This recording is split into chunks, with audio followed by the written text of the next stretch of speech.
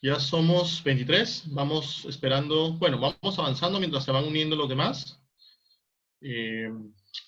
para ir tocando todos los temas que hemos avanzado en estas 4 sesiones, si mal no recuerdo, e ir abordando básicamente las causales de extinción de la relación laboral de manera válida que la ley establece, ¿correcto? Tengan muy claro que estas causales tienen una formalidad que se debe de cumplir. Vamos a ir analizando cada una de esas formalidades, pues en caso que no se cumplan con las formalidades, la extinción del vínculo será ilegal y por consiguiente generará una contingencia laboral para la empresa y beneficios para el trabajador que puede tutelar en la vía judicial, presentando una demanda ante el juzgado laboral. Bien, entonces bienvenidos nuevamente al Diplomado de Especialización en Legislación y Fiscalización Laboral. Mi nombre es Bruno Celi Luna, soy abogado de profesión. Me especializo en temas laborales, seguridad y salud en el trabajo, laborales, judiciales. Hoy por hoy la situación está sumamente complicada en materia laboral, es uno de los sectores más golpeados y con muchas modificaciones y lineamientos no claros por parte del gobierno sobre la aplicación de determinadas herramientas laborales. Es por eso que, aprovechando el diplomado, absolveré algunas consultas referentes a el estado de emergencia. Está siempre relacionado a la misma línea de avance que vamos realizando o que se lleva a cabo en el diplomado, con la finalidad de no perder la hilación e ir avanzando con el cronograma ya establecido. Bien, sin más preámbulo, vamos, todo esto ya lo hemos visto, el tema del proceso sancionador, los principios que regulan la facultad.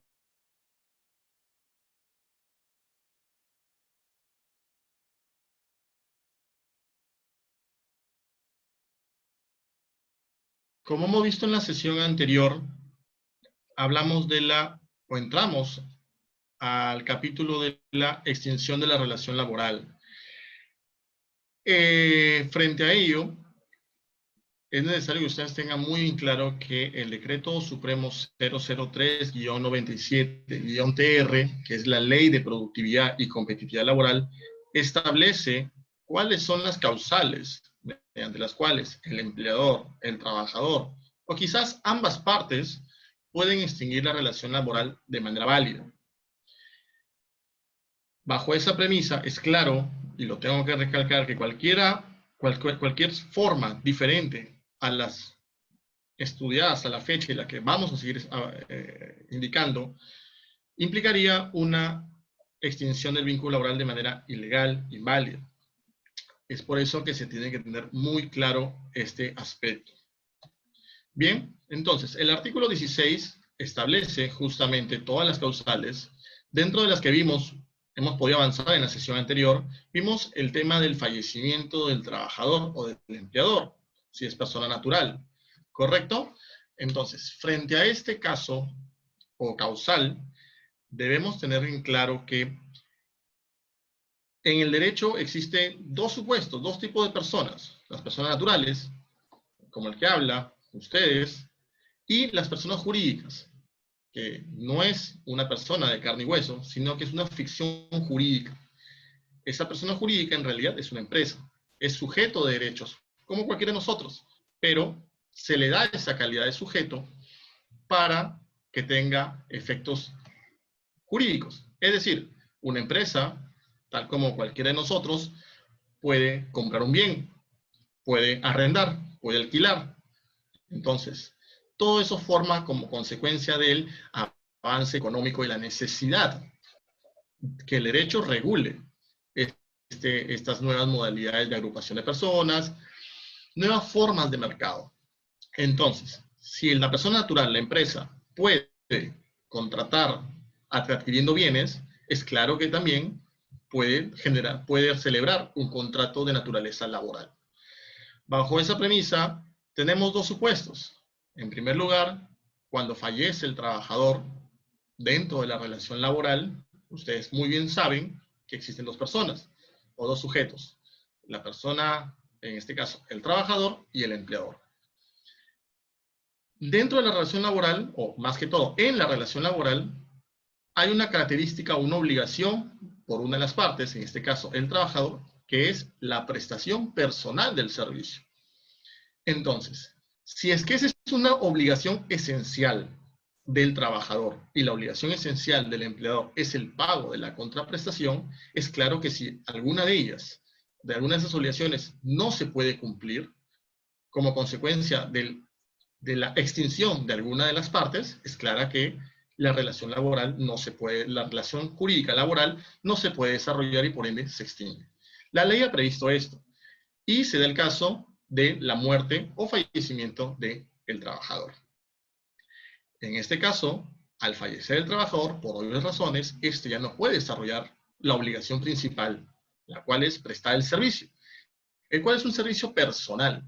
Muchos me pueden decir, bueno, pero quizás es posible que sus hijos o familiares puedan realizar las labores o reemplazarlos. Bueno, lamentablemente, dentro de la relación laboral, yo contrato a Juan, por ejemplo, porque Juan es quien tiene la experiencia, el expertise, la educación o la formación para desarrollar el trabajo, la fuerza de trabajo que yo requiero como empresa y que no puede ser reemplazado por un familiar. Ahora bien, se ha dado casos, por ejemplo, que en las municipalidades, por ejemplo, en la municipalidad de Piura, por convenio colectivo a través del sindicato, se acordó que si un trabajador, en este caso era obrero municipal, como ustedes bien saben, el obrero municipal, de acuerdo a la ley orgánica de municipalidades, es considerado como un trabajador del régimen laboral privado. Entonces se le aplican justamente los lineamientos establecidos en la Ley de Productividad y Competitividad Laboral. Por ello, pasa algo muy curioso en esta municipalidad, que si un trabajador obrero municipal fallece, si mal no recuerdo, es posible que uno de sus familiares lo reemplace. Es decir, en el sector privado, público, perdón, como ustedes saben, existen plazas. Y esas plazas son ocupadas por trabajadores, ganadas por un trabajador en principio a través de un concurso público. En ese sentido, Marco, ¿se escucha ahora? Voy a acercar un poco la laptop. Bien. Me sale que sí, yo estoy hablando. Sigamos. Bajo esa premisa, el caso es que un trabajador había fallecido, un trabajador que tenía una plaza ocupada. Ese trabajador fallece y uno de sus hijos quería ocupar el lugar,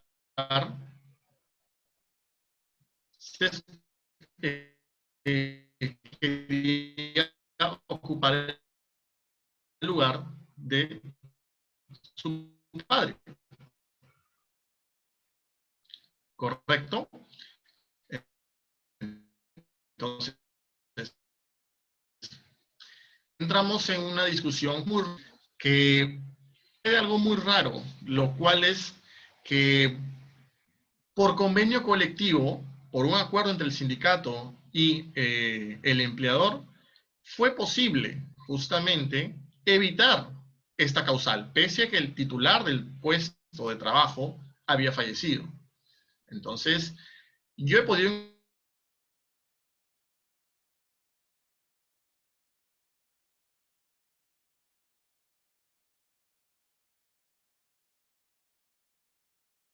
muy particular como este, sería muy interesante compartirlo. Sí, Alejandra, creo que hay un problema con el internet o con el audio, no lo sé. Está saturado el internet. Sí, claro, puedo repetir, Cristian, no te preocupes. Bien, como les comentaba, se da un caso que era la excepción o que rompía con este parámetro o esta causal legal, ojo, y la cual era que un sindicato de una comuna había justamente acordado que en caso del fallecimiento de un familiar, de un trabajador, la plaza iba a ser ocupada por alguno de los familiares directos, un hijo, por ejemplo.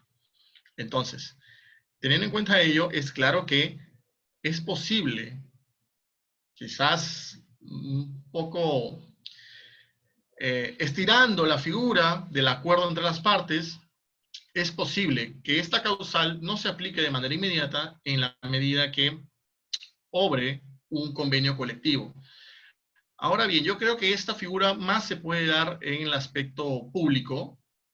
Hay entidades que tienen trabajadores del régimen privado, pero de hecho en empresas esto no es posible. E incluso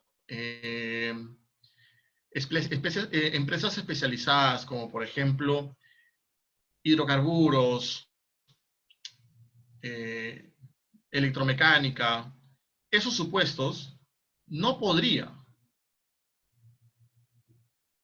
bajo esos supuestos no podría darse ni siquiera por convenio colectivo. Creo que ni siquiera el empleador podría acordar ello. Quizás por el simple hecho de que la prestación de servicio es tan especializada que no puede ser reemplazada por cualquier persona, sino que necesita una persona que cumpla con mi perfil ocupacional. ¿Correcto? Entonces, si hablamos, por ejemplo, de una comuna donde el trabajador que ha fallecido es un personal de mantenimiento y limpieza, considerado por ley como un obrero municipal, entonces quizás podríamos eh, tener un poco de convicción referente a que es válido ese convenio, porque el servicio no requiere de un perfil ocupacional tan especializado, como si lo requieren otros puestos de trabajo, ¿no? Especialización en aspectos de hidrocarburos, alguna labor muy especializada, que muchas empresas lo requieren, incluso en las comunas, pero yo creo que va a depender justamente del servicio personal que brinde ese trabajador, que llegue a un acuerdo. A Lady, hola, ¿qué tal? ¿Cómo estás? Buenas noches. Plantea una interrogante, o bueno, un cuestionamiento. Doctor, pero ¿esto es porque hay un convenio o es porque es obligación? Efectivamente, Lady, lo que he manifestado es un caso generado como consecuencia de un convenio colectivo, es decir, hay un sindicato, ahí está, se encuentra el empleador por el otro lado y acuerdan ciertos lineamientos, ciertas eh, condiciones laborales, porque para eso sirve el convenio colectivo, mejorar las condiciones laborales.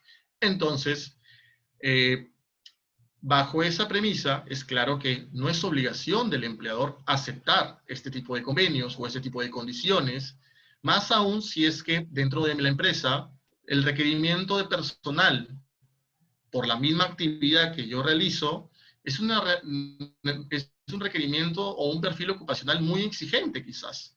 Entonces, esto va a depender, o estos casos van a depender mucho de las empresas, pero quiero recalcar que no hay una obligación legal que exija a las empresas a suscribir ese tipo de convenios. No están sujetos. Además, creo que recuerdo que este convenio, o este convenio, ha sido firmado hace como en el año 80, 89, donde las normas laborales eran diferentes. Entonces, como ustedes saben, los convenios colectivos perduran sin mayor inconveniente, y por consiguiente tienen que adecuarse a lo que señala la ley, ¿no? Pero creo que hoy por hoy, si alguien de ustedes me dice que el sindicato al cual pertenecen o a la empresa que pidió reclamos señalando justamente que ante el fallecimiento de alguno de los agremiados procede el reemplazo inmediato por alguno de los familiares directos del trabajador, yo creo que no sería de acorde a la ley y no está en lo obligación de suscribir, pero no apartado.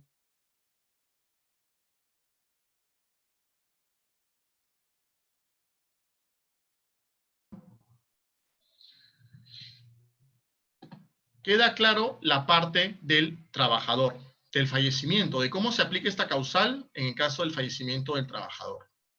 Este fallecimiento puede darse bajo cualquier modalidad, perdón, bajo cualquier consecuencia. Un fallecimiento, una muerte natural, una muerte accidental, un accidente de trabajo e incluso una muerte por enfermedad ocupacional. La causal no altera, la causa de la muerte no altera esta causal de extinción de la relación laboral.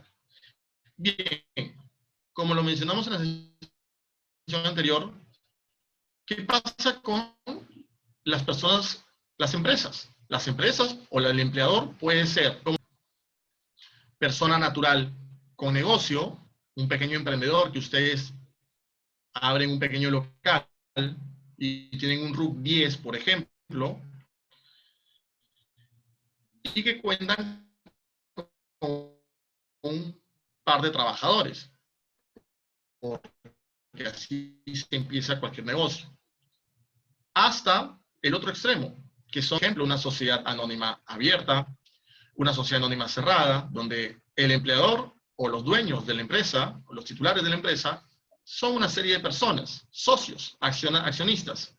Pero también hay empresas o empleadores que el dueño es una sola persona. Tenemos, por ejemplo, las empresas individuales de responsabilidad limitada, la EIRL.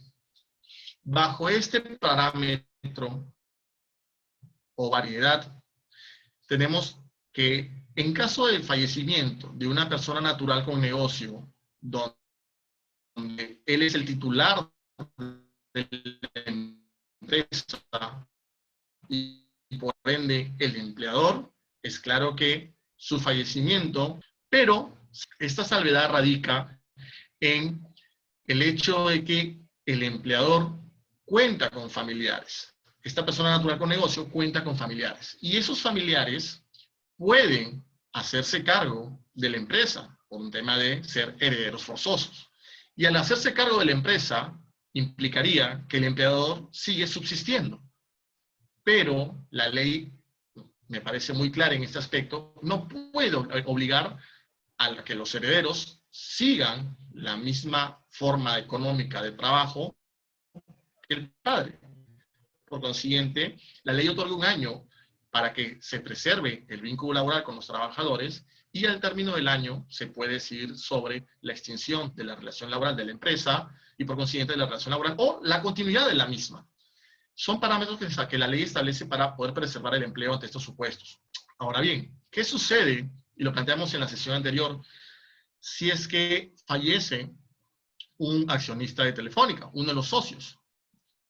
Es claro que Telefónica en sí es el empleador de todos sus trabajadores, pero al momento de indagar dentro de todo ese armazón que forma la empresa, vemos que en la cúpula, en la cabeza, en el aspecto neurálgico, vemos a los socios, a los accionistas, quienes son los dueños, quizás por partes, de manera parcial, dueños parciales de las empresas. Por ende, si uno de los dueños, uno de los accionistas fallece, no implica que la empresa se extinga. ¿Correcto? Entonces, bajo esa premisa, es claro que no toda muerte de un titular o un dueño de una empresa implica o conlleva a la extinción de la persona jurídica, es decir, de la empresa, y por consiguiente a las relaciones laborales existentes. Eso es necesario que se tenga claro. También conversamos en la sesión anterior respecto a la posibilidad de que una empresa entre en un proceso de liquidación, que efectivamente no implica el fallecimiento bueno, implica en sí la extinción de la empresa como consecuencia de una insolvencia y por consiguiente un proceso concursal. Señalamos que en este aspecto el empleador entra en un proceso concursal y por consiguiente se crea una red de accionistas, perdón, de acreedores, y estos acreedores son los que llevan las riendas de la empresa hasta un determinado punto. ¿Quiénes pueden ser esos acreedores? Pueden ser los trabajadores, a quienes se les adeuda beneficios sociales, remuneraciones, la SUNAT, a quien se les adeuda tributos no pagados, entidades financieras o bancarias, a quien se les adeuda préstamos y que quizás tengan garantías mobiliarias e inmobiliarias, como hipotecas, por ejemplo, de terrenos, de bienes, y determinados proveedores, empresas que le brindan un servicio y que tienen una relación comercial y que tienen facturas no pagadas. Entonces, veamos.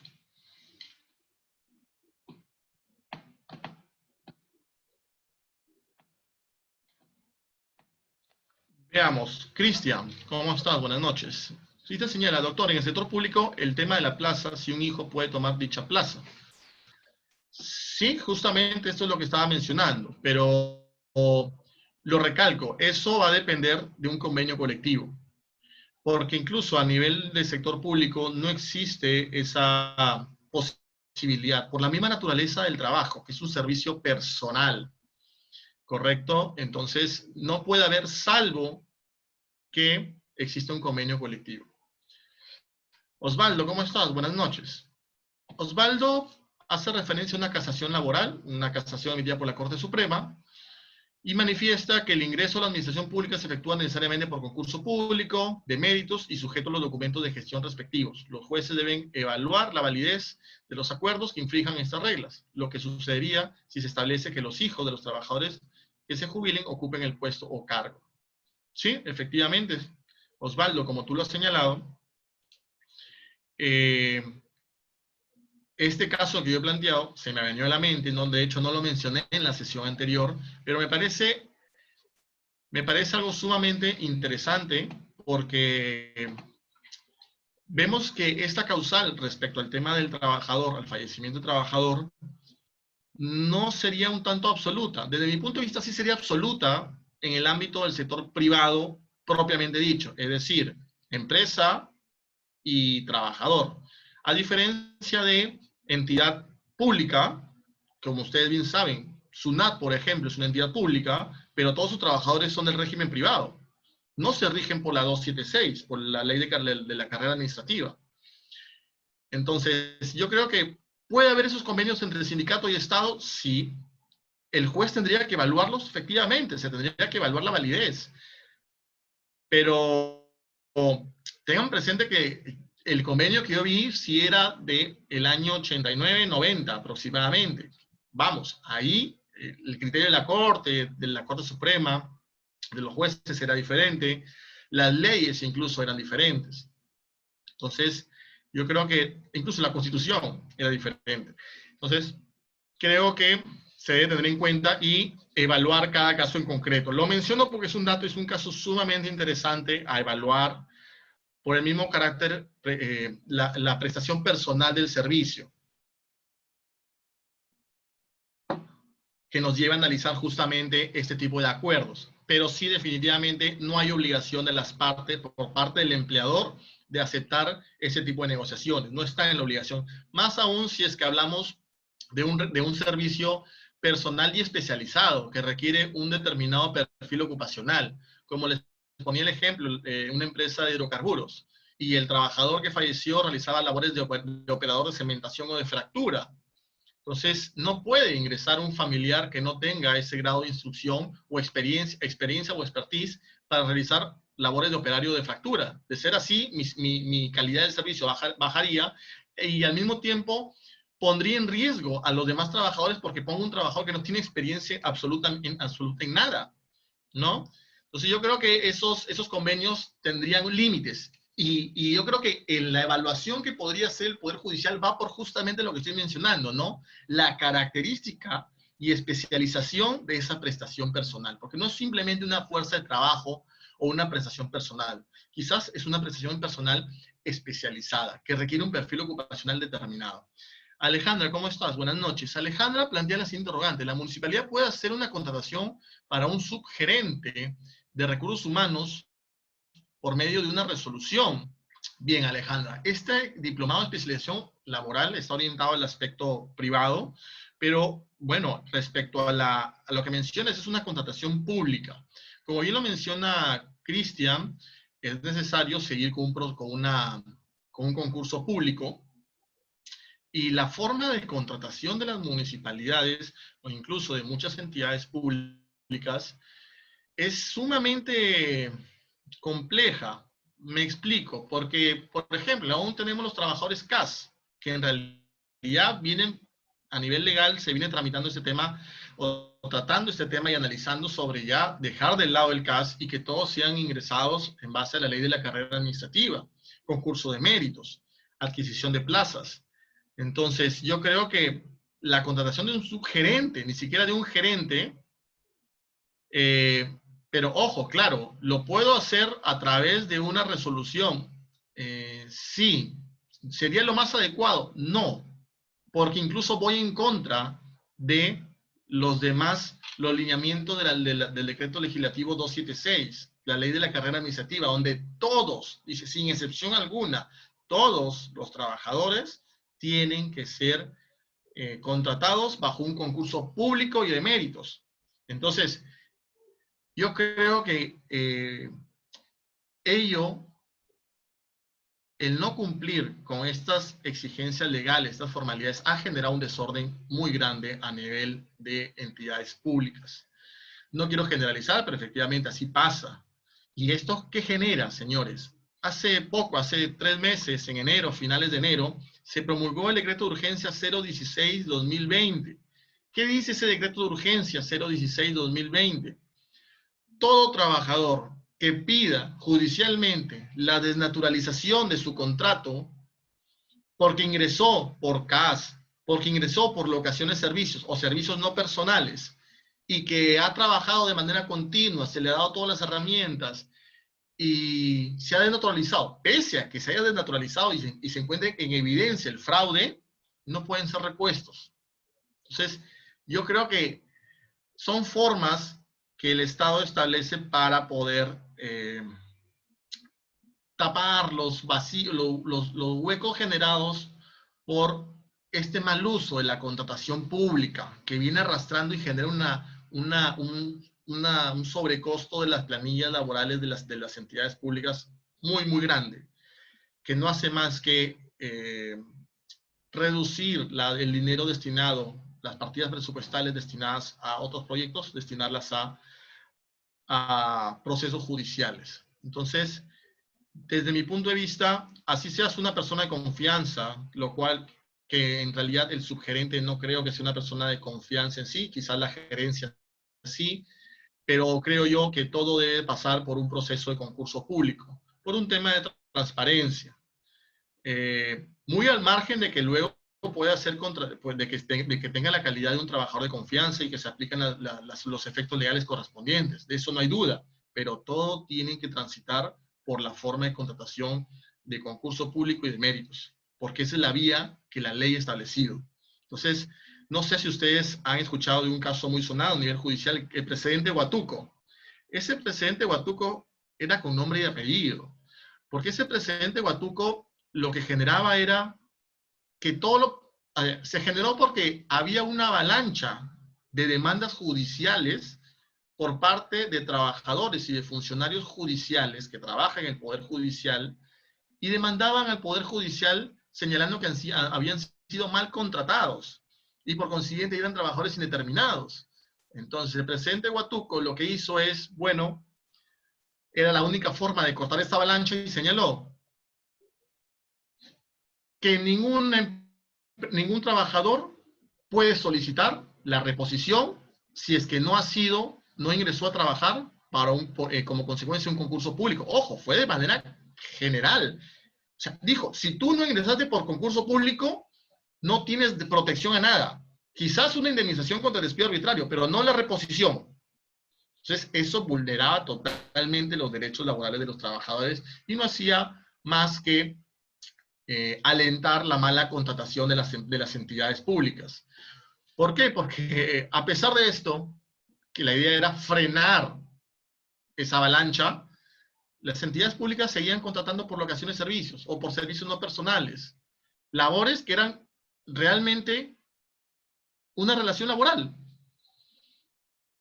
pero no se hacía un concurso de méritos. Entonces, eso no hacía, lo que generaba era, bueno, yo te puedo despedir y bueno, si hago mal y no cumplo la ley al respecto a la contratación, entonces procedo con extinguir la relación laboral, no renovarte, y si reclamas algo, tengo el presente Huatuco y por consiguiente puedo simplemente indemnizarte, pero no regresas, no retornas, que es lo que le interesa a muchos trabajadores, mantener un trabajo estable. Bien, veo que hay... Luis, ¿cómo estás? Buenas noches. Luis señala, es decisión del alcalde, puede colocarlo directamente como un cargo de confianza o podría ser por concurso. Lo que la ley Servir dice es que el personal de confianza debería ser solo el 5%. Sí, efectivamente, pero establece, y lo más adecuado desde mi punto de vista, es establecer un concurso público, un concurso de méritos.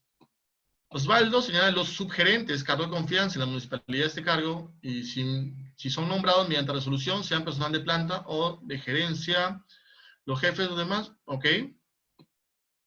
Alejandra, otro punto que me ha llamado bastante la atención es que muy poco, casi nulo, se hace proceso de selección. Más bien he visto mucho la contratación del amigo o del familiar y eso es absolutamente perjudicial. Efectivamente, Alejandra, eso es que para eso se requiere un concurso público para tener transparencia en el proceso de selección y contratación y evitar justamente esta contratación a dedo, ¿no? De familiares, de gente a la cual se le debe un favor. No digo que sea personal no calificado, puede ser sumamente calificado, pero creo yo que en aras de transparencia y respeto a las normas laborales en el sector público, creo que se debe dar por concurso público. Bien, entonces, es claro esta causal.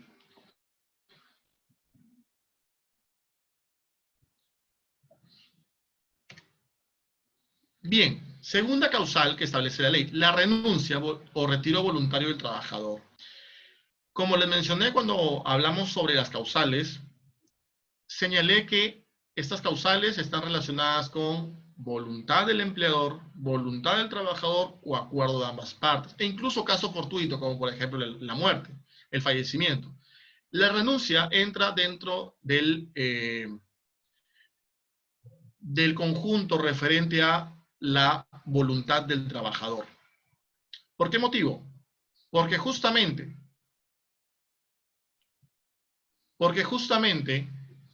la renuncia es una manifestación de voluntad del trabajador de extinguir definitivamente la relación laboral por aspectos personales, por aspectos profesionales, quizás obtuvo un nuevo trabajo con mejores condiciones, etc.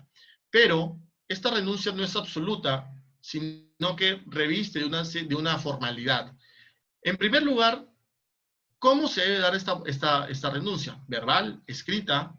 Bueno, la ley precisa que puede ser incluso una renuncia verbal, una conversación entre el empleador y el trabajador, pero sí, siempre se recomienda que para darle mayor certeza al aspecto del retiro voluntario y que luego no se pueda, el trabajador no pueda alegar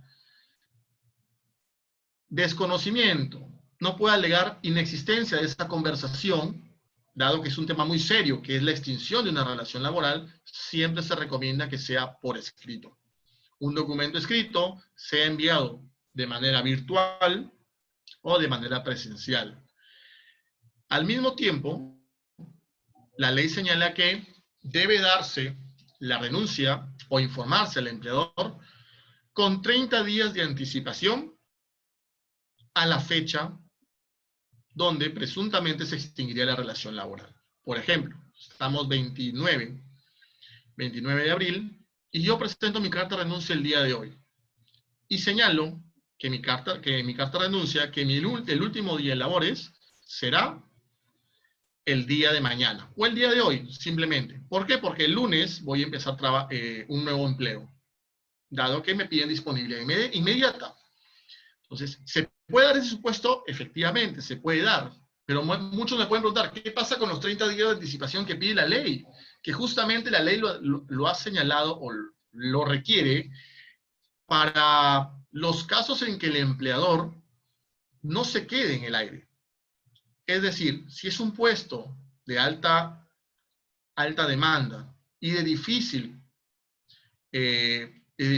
acceso a trabajadores, por ejemplo, necesito trabajadores con una especialidad determinada que muy poca gente la tiene en el Perú, entonces es muy difícil encontrar un reemplazo.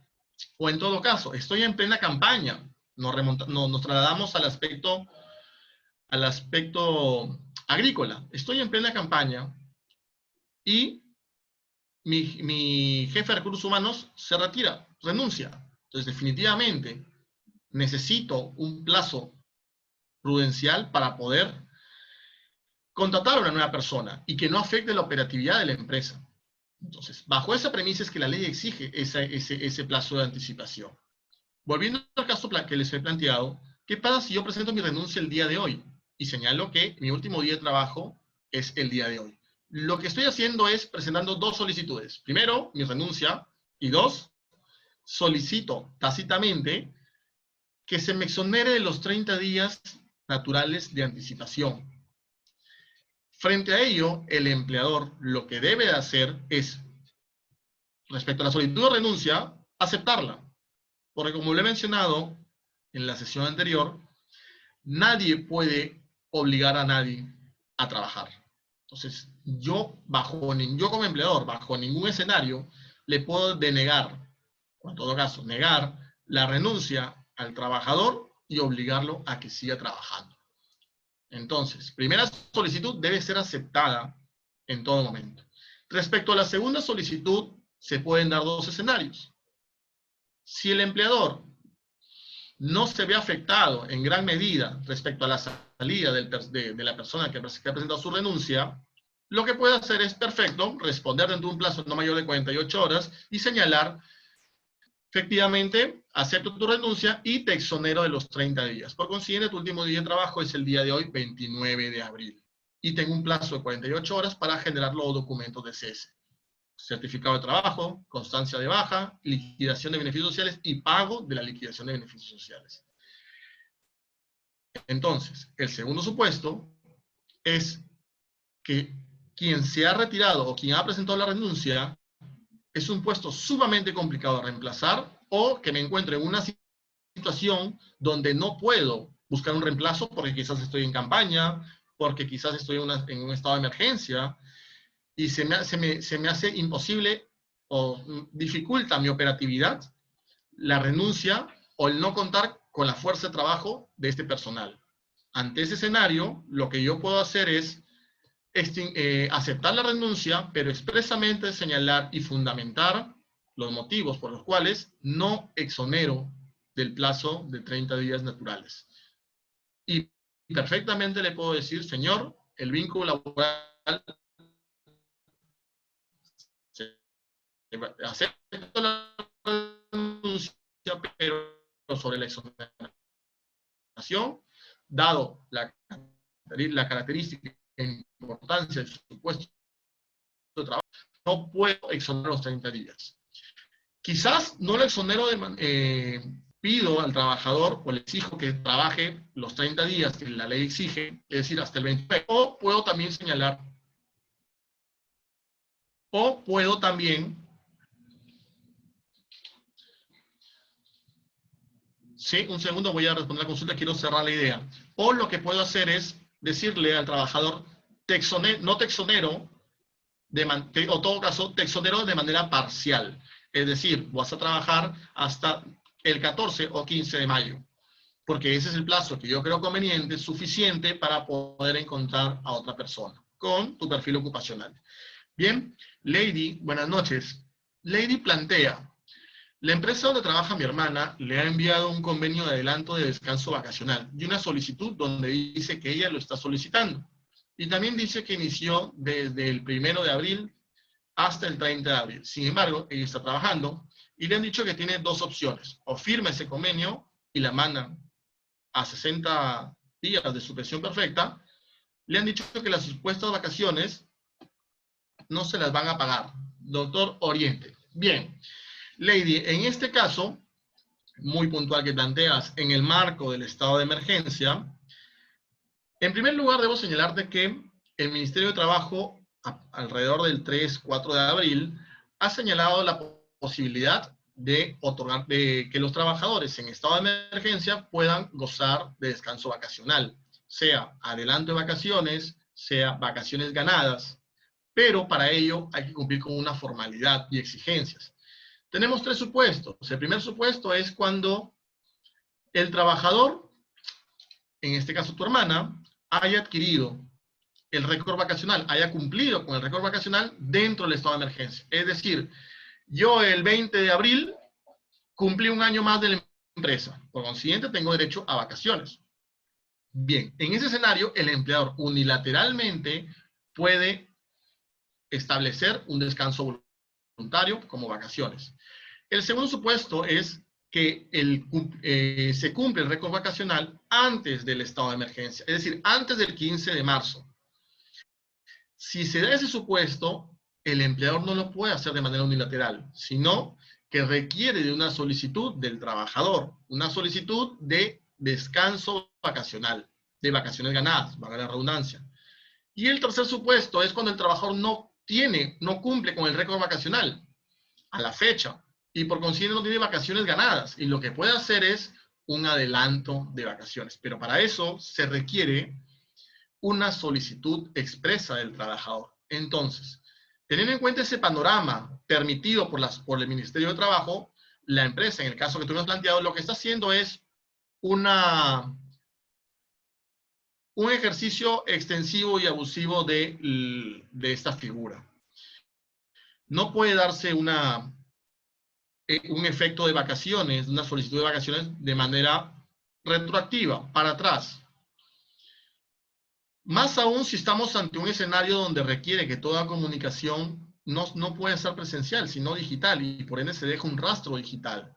Entonces, en este escenario, perfectamente puedes negarte a presentar la solicitud y el empleador no puede tomar ninguna acción en contra tuya. Porque no es una obligación por parte del trabajador, sino que es un acuerdo entre las partes. No se da en primer escenario, donde el empleador decide, sino estamos en el segundo escenario, o incluso el tercero, pero de acuerdo a lo que planteas, es el segundo, donde requiere una solicitud expresa por parte del trabajador. Ahora bien, si imaginemos que superamos el aspecto de las vacaciones, que efectivamente quiero llevar la fiesta en paz, quiero colaborar con la empresa porque sé que, está pasando por un momento complicado, como muchas empresas, y también los trabajadores, un momento sumamente complicado. Y al mismo tiempo me pongo a pensar, a ver, si es que me están dando una licencia con goce de haber compensable, que eso es lo del estado de emergencia, mejor que lo tomen como vacaciones para que luego, cuando se reanuden las actividades, no tenga que compensar, no tenga que realizar un trabajo adicional a mi horario normal. Entonces, como trabajador puedo pensar, bueno, no quiero trabajar, no quiero deberle tantas horas a mi empleador, por consiguiente, ok, vacaciones. Aunque no son vacaciones propiamente dichas, pero, ok, me pongo la camiseta de la empresa. Imaginemos ese supuesto que también es viable. No podemos llegar a asimilar el aspecto que la empresa me diga, ok, te vas de vacaciones, pero estas vacaciones no son pagadas. Lamentablemente, ahí sí la empresa realmente está cometiendo una arbitrariedad, más aún porque el decreto legislativo 713 establece que las vacaciones son descansos remunerados. Implica, no trabajo, pero sí se me paga, porque es un beneficio social que tiene el trabajador, es un beneficio de ley, y que por más acuerdo que exista, estas no se pueden pactar en contrario, en base al principio de renunciabilidad de derechos. Y uno puede, por más que yo pacte con mi empleador que no quiero gozar de vacaciones o renuncio a mis vacaciones, ese pacto no tiene validez en base al principio de irrenunciabilidad de derechos. Entonces, lo que se puede hacer en este caso es negarte a el otorgamiento, a la solicitud de vacaciones. Se considera como una licencia con goce de haber, te tendrán que pagar el mes de abril. Y, bueno, posteriormente, si el empleador se va a una suspensión perfecta de labores, ya es decisión del empleador quien tiene que sustentar dicha solicitud ante el Ministerio de Trabajo, quien realizará un control posterior dentro de 30 días de presentar la solicitud a través del aplicativo para que se pueda sustentar. Es decir, en esos 30 días, la SUNAFIL, por encargo del Ministerio de Trabajo, fiscalizará o le pedirá documentos a la empresa para acreditar justamente el cumplimiento de todas las formalidades que exige la aplicación de la suspensión perfecta de labores. Pero sí es necesario que tengas en cuenta que las vacaciones son pagadas en cualquier escenario laboral. Bien, Osvaldo. Osvaldo plantea, en un caso de una trabajadora renuncia a su trabajo el día de ayer, pero ha postulado a otro trabajo y ganó el día domingo anterior, con fecha de inicio el día 1 de mayo, ambos por el Estado, ¿existe la obligación de negarle o aceptarle la renuncia? ¿Existe alguna falta de trabajo? Bueno, Osvaldo, respecto al tema de oportunidades laborales, efectivamente, el trabajador puede renunciar sin mayor inconveniente. Pero el empleador, en este caso el Estado, si por ejemplo estamos hablando de SUNAT, estamos hablando de municipalidades, lo que pueden plantear es aceptar la renuncia, pero no exonerar a la trabajadora y por consiguiente obligarla, porque es una obligación legal del trabajador prestar el servicio, que siga trabajando dentro del marco legal. En caso que no vaya a trabajar, se aplicará una medida disciplinaria de despido por abandono de trabajo. Bien, entonces, en el aspecto público, también hay que tener en cuenta que una persona no puede trabajar para dos entidades del Estado al mismo tiempo. Hasta donde tengo conocimiento, existe una restricción en el sector público respecto a este tema, al pluriempleo. Quizás puede trabajar en el sector público en la mañana y en la tarde puede trabajar en el sector privado, pero trabajar en dos entidades del Estado, hasta donde tengo conocimiento, no lo puede hacer. Entonces, ahí sí hay una tajante diferencia entre el sector público y el sector privado. En el sector privado existe el pluriempleo y no hay mayor problema. Yo puedo trabajar en una empresa en la mañana y en el turno noche puedo trabajar en otra empresa. Entonces, ahí no hay mayor inconveniente. Pero en el caso que tú planteas, entonces, yo creo que ahí habría una imposibilidad porque hay una restricción del pluriempleo en el sector público.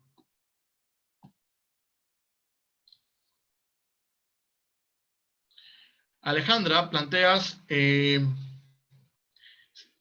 ¿existe alguna ley que penalice los días de mora para la entrega de la liquidación? Bien, no existe una ley que establezca penalización, pero está claro que la liquidación de beneficios sociales se tiene que pagar en un plazo no mayor de 48 horas. En caso de incumplimiento de este pago, como cualquier deuda, genera intereses moratorios, que son los intereses legales. Y tú puedes encontrar en Google, puedes googlear y puedes poner calculadora BCR, intereses legales, y te va a arrojar justamente un aplicativo muy esencial, donde cualquier trabajador puede calcular cuánto le correspondería a intereses legales. Si es que, por ejemplo, yo como empresa no pago la liquidación de beneficios sociales dentro de las 48 horas, lo que puedo hacer es pagarla de manera posterior, cuando tenga liquidez, y eso se está dando mucho en este estado de emergencia, y por consiguiente, con el pago de los intereses legales correspondientes.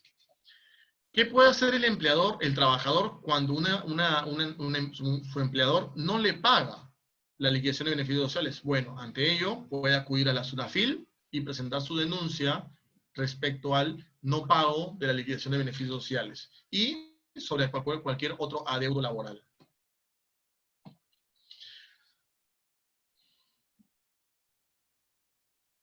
Bien, como lo menciona Osvaldo,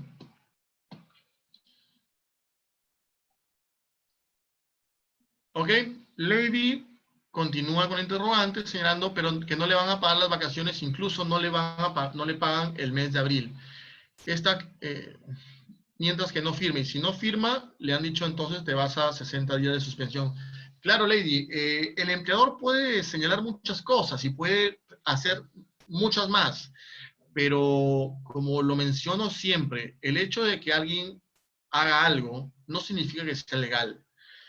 Entonces, yo te planteo el escenario que en el caso de tu hermana no se puede dar las vacaciones, porque de ser el caso, si lo hubiera planteado con fecha anterior, no habría mayor inconveniente.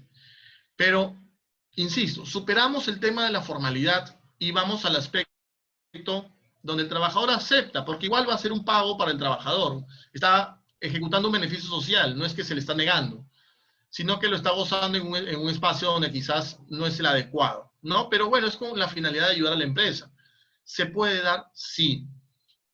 ¿Cuál es la contraparte? Si ya el trabajador ha cedido en presentar su solicitud, definitivamente esas vacaciones van a ser las mismas vacaciones como si fuera en una situación ordinaria.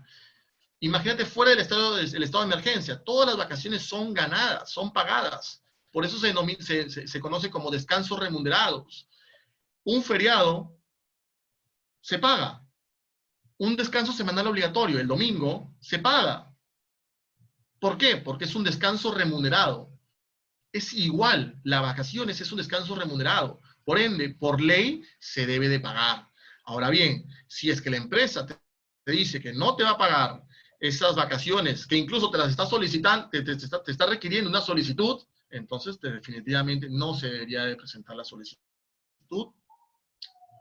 porque si es que el trabajador ayuda y el empleador no ayuda, entonces no veo mayor simetría entre ambas partes. Entonces, yo creo que perfectamente puedes negarte el presentar la solicitud y si existe alguna represalia, presentar tu denuncia ante la SUNAFIL a través del aplicativo virtual de la página de la SUNAFIL.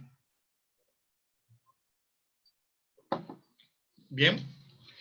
Y el caso de la suspensión perfecta lo puede hacer el empleador, se va a tomar los efectos, pero va a llegar el momento en que la SUNAFIL lo va a fiscalizar, le va a pedir la documentación, y si para el Ministerio de Trabajo o SUNAFIL no es procedente, entonces el efecto inmediato es que todos los trabajadores sean repuestos a la empresa y por consiguiente se le va a requerir a la empresa que proceda con el pago de las remuneraciones no pagadas como consecuencia de la suspensión. ¿Por qué? Porque ha cometido una ilegalidad. Es decir, un ejercicio abusivo de las herramientas laborales existentes. Luis plantea, ¿debería guardar alguna evidencia en caso de eso es coacción? Efectivamente, Luis, más aún si es que dentro de ese estado de emergencia cualquier comunicación te va a generar un rastro digital. Entonces yo creo que va por el lado de medios probatorios y además muy al margen de la coacción, Luis, ninguna solicitud puede ser retroactiva. Si yo te presento una solicitud sobre mi goce de vacaciones, bueno, tomará efecto desde el día de hoy, ¿no? Entonces no puedo decirte, bueno, son vacaciones desde el 1 de abril, pero ¿qué pasa si es que yo he estado en reuniones Zoom, he estado prestando informes el 14, 15 de abril, he estado contestando el teléfono, es decir, he estado trabajando, trabajo remoto, en diferente locación, quizás diferente horario, pero en buena cuenta he estado trabajando. Entonces, no puedo yo hacer retroactivo mis vacaciones porque en ese periodo sí he estado trabajando. Entonces, no tanto sería coacción, sería una imposibilidad de que sean vacaciones. Pero, como te digo, puede darse el escenario donde el trabajador ceda, efectivamente, pero eso sí, es impensable que las vacaciones no sean pagadas. Siempre son pagadas las vacaciones. Quizás el empleador, vamos, siendo extremistas y teniendo en cuenta la situación económica, la crisis económica por la cual pasamos, que el empleador te diga, bueno, voy voy a pagarte las vacaciones, pero te pago la mitad, te la pago ahorita y la otra mitad te la pago en un mes. Es decir, a un aplazamiento del pago. Eso, vamos, se puede hacer previo acuerdo, con los intereses, cargando los intereses legales pertinentes, sí, se puede hacer, pero el negar, el desconocer el pago de un descanso remunerado, eso es completamente arbitrario e ilegal. Luz Rosa, hola, buenas noches, profesor. Una consulta. La solicitud que el trabajador quiere, donde quiere sus vacaciones en las MIPES, ¿es válido que sea de forma oral o necesariamente es por escrito? Buena pregunta. A ver, en esta situación, la ley no establece o no se ciñe a una solicitud expresa. Eso me quiere dar a entender que también puede darse una solicitud o un acuerdo entre las partes de manera verbal. Ahora bien, viene lo más importante. ¿Cómo yo pruebo? Vamos, en el lado del empleador, ¿no? Porque el trabajador lo que puede hacer es gozar de sus vacaciones y después denunciar ante la SUNAFIL y decir, me sacaron de vacaciones arbitrariamente. Y la SUNAFIL va a decir, bueno, empleador, la solicitud, no, pero acordé verbalmente. Trabajador, ¿es verdad? No. Entonces, definitivamente, les digo, no generalizo, pero he tenido casos donde trabajadores incluso han firmado una renuncia y han desconocido la firma. Entonces, pongo todos esos escenarios y casos que se han dado para que ustedes puedan forjar su criterio y como trabajadores tomarlo en cuenta, como empleadores, como jefe de recursos humanos, prever estas situaciones. Por eso, Rosa, yo siempre recomiendo que todo sea por escrito. O en todo caso, no me presente la solicitud por escrito, pero bueno, hay que hacer una videollamada y grabamos esa videollamada. Donde expresamente me digas, o mándame un audio donde expresamente me digas, mi nombre es tal, identificado con N y tal, y solicito por este medio mis vacaciones, adelantadas o ganadas.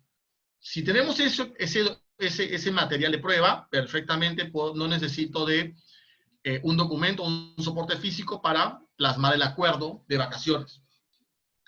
Pero dependerá del caso en concreto. Y eso no solamente se da para las MIPES, es decir, las micro y pequeñas empresas, sino para todas las empresas. Medianas, grandes empresas. No hay una distinción respecto a ese tema. ¿Correcto? Luz Angélica, doctor, ¿se puede dar vacaciones al trabajador en este estado de emergencia si en el mes de febrero él ya estuvo de vacaciones? Bien, Luz, ahí yo creo que estamos en el tercer supuesto. En el mes de febrero gozó de sus vacaciones y a la fecha ya no tiene vacaciones. Perfecto. Ahí entramos al tercer supuesto que el Ministerio de Trabajo ha establecido. Eso es, el trabajador ya no va a pedir una solicitud o ya no va a presentar una solicitud de goce de vacaciones ganadas, porque ya las ganó, ya las gozó en su momento y no tiene vacaciones ganadas, lo que implica o lo que se requiere en este caso puntual es una solicitud de adelanto de vacaciones. Es decir, yo ya salí de vacaciones en febrero y esas vacaciones corresponden al periodo 2019-2020, o en todo caso 2018-2019. Y ahora estamos en el periodo 2019-2020, pero cumplo el año yo recién en junio. No estamos en junio, estamos 29 de abril. Perfecto. Entonces, en ese caso, son vacaciones adelantadas. El caso de vacaciones acumuladas, efectivamente, lo que planteas es interesante. La figura de las vacaciones acumuladas son vacaciones ganadas.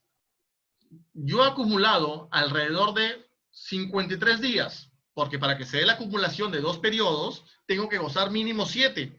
Y por consiguiente, al cabo de 2 años, yo tengo 53 días de vacaciones. 60 por 30 más 30. Ojo, estamos en régimen general. 30 más 30 menos 7 serían 53. Son 53 días que yo voy a gozar de vacaciones. Entonces, es claro que son vacaciones ganadas. Y si son acumuladas, pero aún no cumplo los 2 años, son vacaciones quizás ganadas por el primer periodo, y si no lo puedo hacer, vacaciones adelantadas del periodo acumulado. Es decir, quiero que me adelantes los 53 días que voy a ganar cuando cumpla los 2 años. ¿Se puede dar? Sí. ¿Son situaciones excepcionales y muy puntuales? Sí, y que se tienen que analizar en caso concreto, pero es viable y legal. Por aquí vi otra interrogante. Bien, Alejandra plantea, la huella digital en los documentos respalda el documento y lo manifiesta. A ver, la huella digital sí, pero hoy por hoy el aspecto de la firma digital es necesario, ¿no? La huella digital sí, pero igual eso requiere incluso una pericia muy especializada, pero yo creo que basta con la constatación notarial. Si el notario deja constancia que esa firma le pertenece a Juan Pérez, entonces no va a haber mayor inconveniente. Pero aquí el tema es que no hay notarios en estado de emergencia, no están funcionando. ¿Cómo yo acredito ese acuerdo de las partes? Para eso es necesario implementar nuevas medidas para que se deje una constancia plena del acuerdo entre las partes. Luis plantea, en estos momentos, precisamente por la coyuntura de la pandemia, por las últimas actitudes de las empresas, todos deberíamos estar atentos y guardar pruebas, correos, toda evidencia, va a ayudar a defendernos de empresas que abusivamente van a querer aprovecharse de la situación. El valor de la prueba es fundamental. Sí, efectivamente, Luis, el valor de la prueba también opera a los empleadores. ¿Por qué? Porque se puede dar el caso, porque esto también opera no solamente a los trabajadores, sino también a los empleadores. ¿Por qué? Porque el empleador también debe recopilar los medios de prueba, si llega a un acuerdo, a un sano acuerdo con el trabajador dentro del marco legal vigente, ese acuerdo tiene que probarse, porque el trabajador perfectamente puede negar la existencia de un acuerdo, su manifestación de voluntad, o dice que ha sido coaccionado, pero en ningún momento ha sido coaccionado. Entonces, yo creo que todos esos escenarios son válidos y es necesario que se tengan en cuenta y que ambas partes, si actúan dentro del marco legal laboral establecido, yo creo que de igual manera se deben de guardar los medios probatorios que acrediten justamente esas situaciones. Bien, entonces, el tema de la renuncia es un tema sumamente importante y esta renuncia no debe ser coaccionada, no debe haber intimidación, no debe haber de poner una amenaza, porque si se logra acreditar por parte del trabajador que ha habido coacción, que ha habido amenaza, intimidación por parte del empleador para que el trabajador firme la carta de renuncia, entonces esa carta de renuncia es ilegal. No tiene efectos y por consiguiente el trabajador debe ser repuesto al centro de trabajo o se podría considerar como en todo caso podría solicitar la indemnización por despido arbitrario. Bien, el tema que hemos planteado también como tercera causal es la terminación de la obra o servicio en caso de contrato de trabajo sujetos a modalidad por obra o servicio específico. En esta causal de extinción vimos los casos muy puntuales de construcción civil. Las empresas constructoras generalmente son las que utilizan este tipo de modalidad de contratos. Servicio específico. Una obra tiene determinadas etapas. Entonces, para yo tener un control de mi planilla y de mis costos laborales, entonces establezco un contrato por servicio específico y en el contrato por servicio específico, en la cláusula objetiva de temporalidad, voy a establecer y detallar cuál es ese servicio por el cual contrato al trabajador, cuál es la obra que va a realizar, hasta qué etapa de la obra va a prestar el servicio. Quizás el aplanado del terreno. Entonces, yo contrato a 3, 4 personas para realizar el aplanado del terreno hasta dentro de 3 meses. Pero, ¿qué sucede si es fase inicial de la obra? La termino en 2 meses y medio. ¿Qué sucede con esos 15 días de diferencia? Bueno, nada me obliga a mantener el vínculo laboral. ¿Por qué? Porque la obra o el motivo por el cual contraté a esos trabajadores ya se cumplió. Por consiguiente, así no hayan pasado los 3 meses y quieren perfectamente seguir la relación laboral por terminación de obra o servicio específico. Nuevamente va a realizar o lo contrato para una nueva contrato. Pero me pueden decir,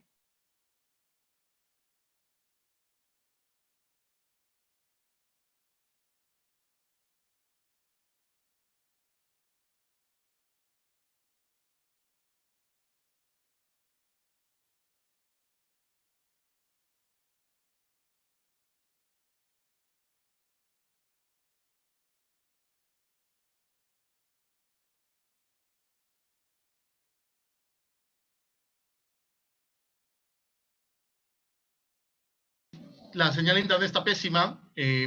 Donde me quedé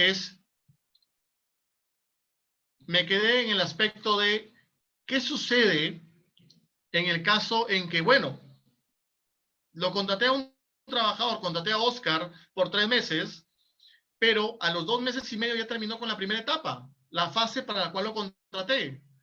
Entonces, puedo utilizar esos 15 días que quedan de diferencia para utilizar la fuerza de trabajo de Oscar para que realice labores en la otra fase de la obra. ¿Qué opinan? ¿Sí? ¿No? ¿Lo puedo hacer?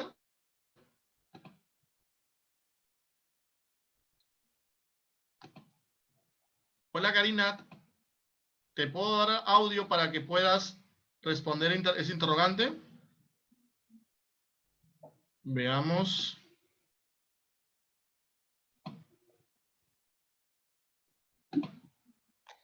Hola Karina. Hola.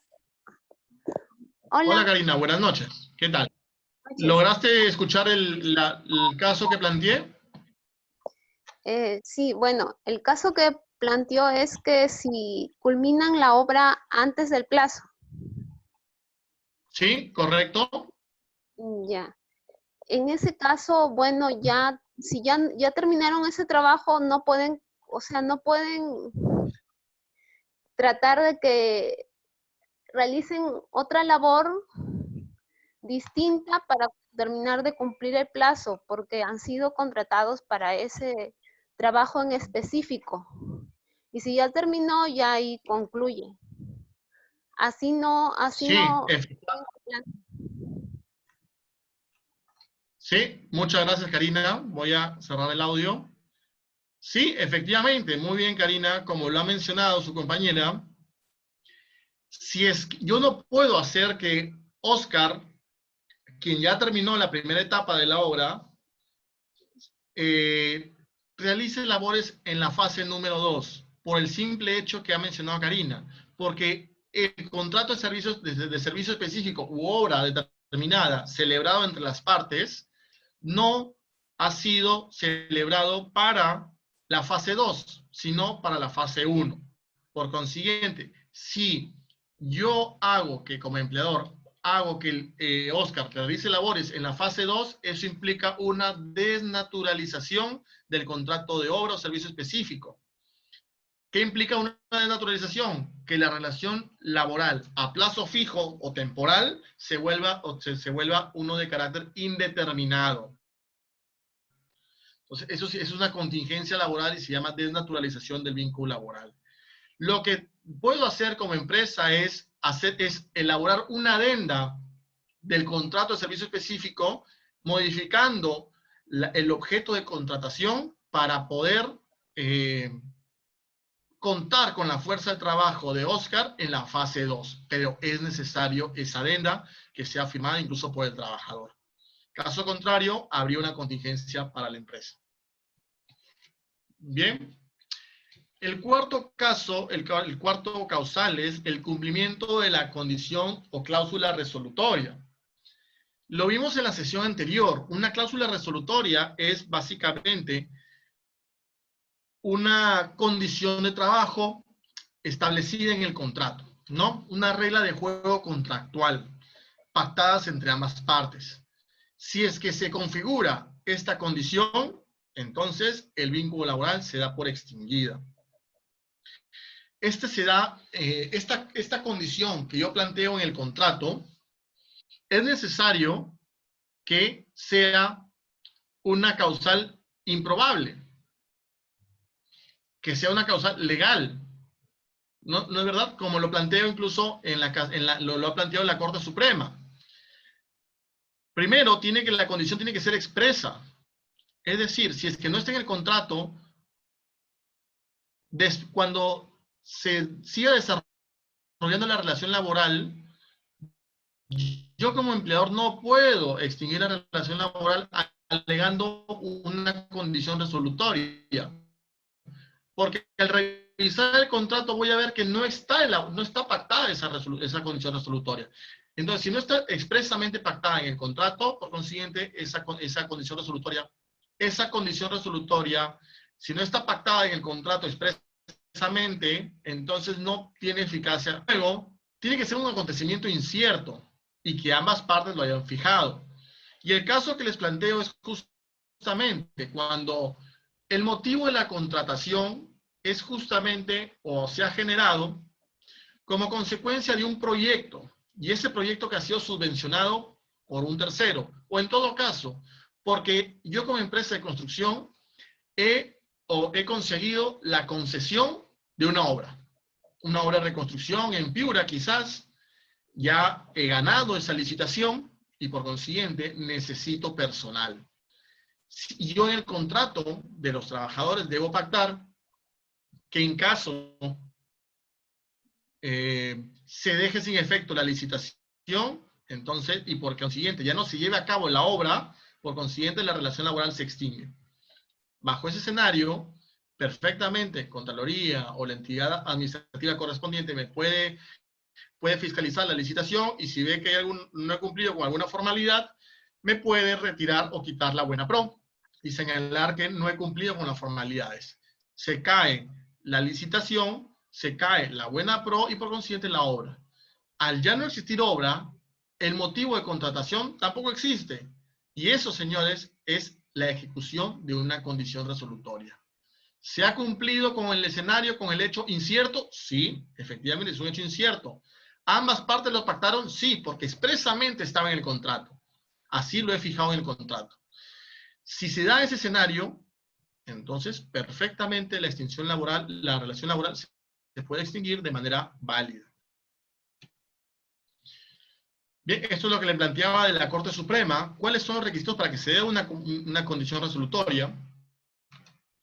Viene ahora el quinto supuesto o causal de extinción. Es el vencimiento del plazo de los contratos. Esto se da o está orientado para los contratos celebrados y los contratos que son a plazo fijo. Ustedes muy bien saben que las relaciones laborales pueden ser a plazo fijo o determinados o indeterminados, es decir, que no cuentan con una fecha de término. Teniendo en cuenta ello, los contratos a plazo fijo, desde su celebración, el trabajador y el empleador ya saben cuándo la relación laboral se va a extinguir. Entonces, muchos me pueden preguntar, de hecho me lo preguntan, ¿el empleador se encuentra en la obligación de informar una semana antes el vencimiento del contrato? Es decir, necesito informarle a mi trabajador que ya no le voy a renovar el contrato o no tengo la voluntad de renovar el contrato. No, no existe una obligación legal.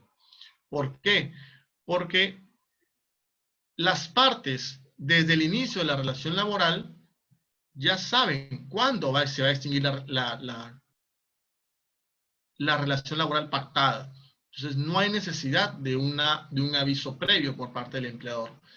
Que tenga la facultad de hacerlo el empleador, sí, lo puede hacer, pero la omisión o el no informarle sobre el vencimiento del mismo no conlleva a una ilegalidad. Eso es necesario que lo tengan en cuenta. Ahora bien, ¿procede el vencimiento de contrato en estado de emergencia? Es una pregunta que muchos trabajadores y de hecho muchos empleadores han hecho. Y es perfectamente válida, porque la idea es que en este estado de emergencia prevalezca y se dé continuidad a la relación laboral. Pero ningún decreto de urgencia, ningún decreto supremo, ni resolución administrativa emitida por el gobierno o por el Ministerio de Trabajo han señalado que es obligación del empleador renovar los contratos modales o a plazo fijo en estado de emergencia. No existe una obligación. ¿Por qué? Porque puede darse el escenario que las partes han pactado un contrato desde antes del estado de emergencia y por consiguiente está relacionado a la voluntad de ambas partes, de saber cuándo se extingue la relación laboral. Del mismo modo, si es que yo celebro un contrato, y de hecho lo están haciendo muchas empresas para tener un control de su planilla y de sus costos laborales, el renovar contrato de manera mensual en este estado de emergencia. ¿Lo pueden renovar de manera mensual? Sí, efectivamente, se puede renovar de manera mensual. Y por consiguiente, el mismo vínculo laboral se puede extinguir.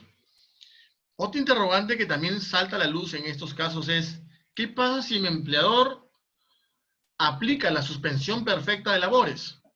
Pero mi contrato se vence en un mes, es decir, dentro del tiempo establecido para la suspensión perfecta de labores. ¿Se puede extinguir la relación laboral o se mantiene suspendida? Bueno, en ese escenario tenemos dos figuras. El vencimiento de contrato y, por otro lado, la suspensión perfecta de labores. En sí, la extinción del contrato implica un ámbito más general.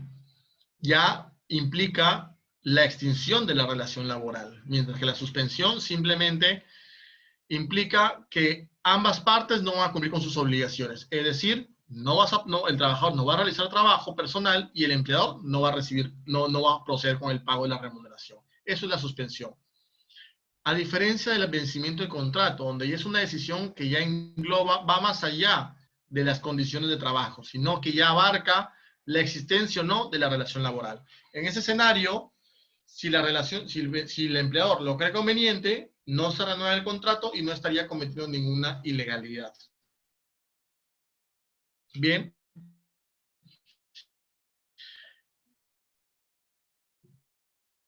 Hay supuestos excepcionales que la ley pretende proteger. Por ejemplo, los trabajadores sindicalizados. Les mencionaba que hay supuestos legales. De hecho, en la ley de productividad, determinadas sentencias del Poder Judicial, una ley, la ley 30.709, y determinados criterios que establecen que en determinadas situaciones la extinción por vencimiento de contrato puede resultar ilegal. Y los planteo de esta manera. ¿Qué sucede? Bien, Walter plantea una pregunta. ¿Hasta cuántas adendas el empleador puede utilizar? Lo razonable pienso que debe ser 1 o 2 adendas dentro del ejercicio fiscal, pero algunos pasan al año siguiente realizando adendas como quinta, sexta adenda. Bien, Walter, el tema de las adendas en sí, lo ideal es que las reglas de juego no varíen, porque ojo, una cosa es una adenda, que es la modificación por ambas partes, por acuerdo de ambas partes, establecidas en el contrato. ¿Correcto? Por ejemplo, a una adenda de la remuneración, a una adenda de la jornada, a una adenda sobre el servicio, quizás. Entonces, yo lo puedo hacer efectivamente. Pero otra cosa es la renovación del contrato, que lo que hago es cuando vence el contrato, inmediatamente suscribo una renovación. Es decir, amplío la vigencia del contrato. Y eso no es una adenda, ¿no? La adenda va más allá.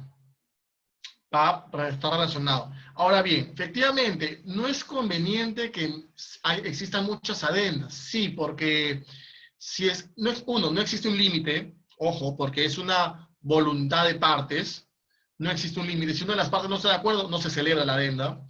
Entonces, si bien es cierto no existe un límite, lo cierto es que lo ideal es que no existan tantas adendas. El motivo es porque si ello implica una modificación de las reglas de juego del contrato y de la relación laboral, no es conveniente que existan muchos cambios. Ojo, no es ilegal que el empleador lo haga, pero no se recomienda. Uno, por un tema administrativo complicado, pues va a generar mayor trabajo, y otro porque no va a quedar clara cuáles son las reglas de juego. Pero repito, no es ninguna ilegalidad.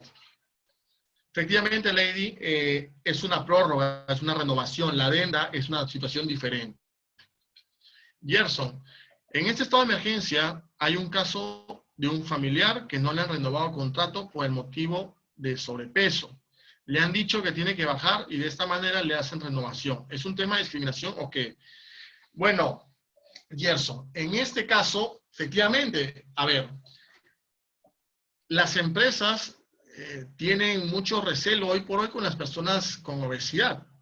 ¿Por qué motivo? Porque el estado de emergencia, de acuerdo al gobierno, en este estado de emergencia, las personas con obesidad o alguna enfermedad preexistente, o que incluso tengan más de 60 años, son consideradas como personal de riesgo. Entonces, a esas personas no pueden irse, por ejemplo, a una suspensión perfecta de labores. Tienen que irse a una licencia con goce de haber.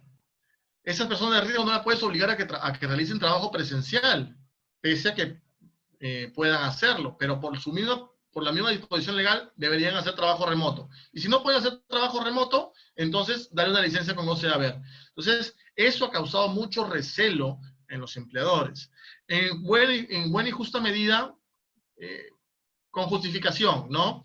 Pero, por ejemplo, en el caso de la obesidad, hay diferentes tipos de obesidad.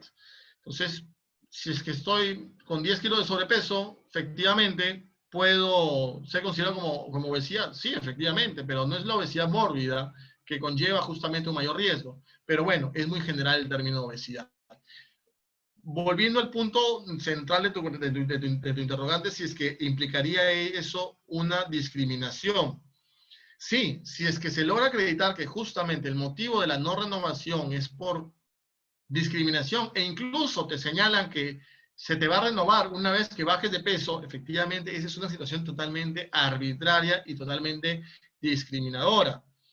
¿Por qué? Porque está condicionando tu trabajo a una situación, a un aspecto muy subjetivo, no objetivo. Entonces yo creo que ahí, si tienes los medios probatorios correspondientes, puedes plantear una demanda de reposición por despido nulo. Y ojo, también habría que analizar si el contrato vencido cumple con las formalidades de ley. Si no, tendría mayor sustento tu demanda judicial o la demanda judicial de tu pariente. Pero efectivamente, ese tipo de tratamiento diferenciado, subjetivo, no puede darse. Es ilegal esa no renovación. Rosa señala, pero acá en Talara ya se daba ese requisito antes de emergencia, pero aducen por tema de salud. Lo que pasa es como, por ejemplo, que yo te planteé el siguiente caso, Rosa. Yo te diga, bueno, por temas de seguridad no aceptamos trabajadoras embarazadas. ¿Tú crees que eso es discriminatorio o no? Efectivamente, es totalmente discriminatorio. Y eso incluso es una infracción laboral y la SUNAFIL lo determina como infracción al acceso al empleo, porque hay una discriminación negativa hacia las trabajadoras gestantes. Entonces yo creo que sí, efectivamente es un tratamiento discriminatorio e ilegal. Jordi señala, en la actividad pesquera se están haciendo, se está bajando la gente y no le dicen nada. Si es con licencia o con goce de haber, bueno, no entiendo lo último, pero efectivamente esta situación de emergencia, Jordi, ha generado que muchas empresas incluso tomen decisiones arribando o aceptando determinados riesgos.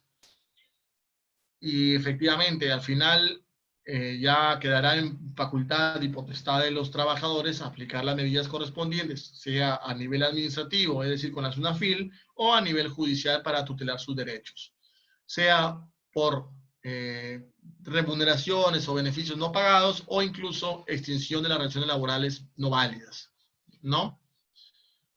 Sí, Rosa señala, pero lo hacen, por ejemplo, con los soldadores. Sí, efectivamente, Rosa, va a depender con muchos aspectos, soldador, operarios, etcétera, pero necesito que quede claro el aspecto de que la decisión del acceso al empleo no puede estar supeditada a una condición subjetiva. Por ejemplo, la religión, por ejemplo, tu estado de gestación, porque ello no es viable, eso es un tratamiento, una diferenciación ilegal, discriminatoria. Yo puedo establecer dentro de mi perfil ocupacional de un determinado puesto, señalar que requiero a las personas que tengan mínimo 5 años de experiencia. Es decir, eso que son criterios de diferenciación objetivo. Yo ahí sí puedo decir que entre Jordi y tú sí hay diferencias, no porque ser hombre o mujer, sino diferencias objetivas como, por ejemplo, los años de experiencia, el expertise, la antigüedad en el puesto. Correcto. Entonces, esos aspectos son los que o criterios que se deben valorar al momento de extinguir una relación laboral o, en todo caso, al momento de acceder al empleo en el caso que me planteas. Entonces, si se da el caso de que efectivamente no hay una renovación, pero basada en un aspecto sumamente discriminatorio, entonces puede haber un tema de despido nulo. Y es justamente ahí donde quería arribar respecto al tema del vencimiento. La ley establece una determinada protección muy especial con determinados trabajadores. En el caso, por ejemplo, los trabajadores sindicales, afiliados a un gremio sindical. ¿Qué sucede si es que yo tengo pensado renovarle el contrato a Luis, pero antes de que venza, 10 días, 20 días antes de que vence el contrato de Luis, Luis se afilia al sindicato? Luis se afilia al sindicato. Y en ese escenario no le renuevo contrato. Ya tuve conocimiento que Luis se afilió al sindicato, entonces no le renuevo el contrato. Eso es un acto de discriminación que atenta contra la libertad sindical. ¿Por qué? Porque no puedo basar mi decisión de vencimiento o no en base a un criterio como, por ejemplo, el haberse afiliado a una asociación gremial. Ahora bien, pero ojo, todo eso va a depender de las pruebas que tenga el trabajador que sustenten efectivamente el acto discriminatorio y la afectación de su derecho a la libertad sindical, de afiliarse o no afiliarse a un sindicato. Del mismo modo, está otro supuesto, lo que planteamos en la sesión anterior, el caso de las trabajadoras gestantes o lactantes, porque el hecho de tener una trabajadora gestante implica que por 98 días no va a realizar trabajo, no va a realizar labores, y eso puede generar una visión negativa del empleador. Entonces, es necesario que se tenga presente lo que dice la ley 30.709. En esa ley, lo que plantea es la prohibición de cualquier acto de discriminación y por consiguiente en contra de las trabajadoras gestantes o lactantes. ¿Y eso qué implica? ¿O qué ha generado? Que los empleadores, cuando quieran alegar vencimiento de contrato a una trabajadora gestante, donde tienen pleno conocimiento de que está en un estado de gestación, tengan la obligación de renovarle el contrato. Eso está pasando.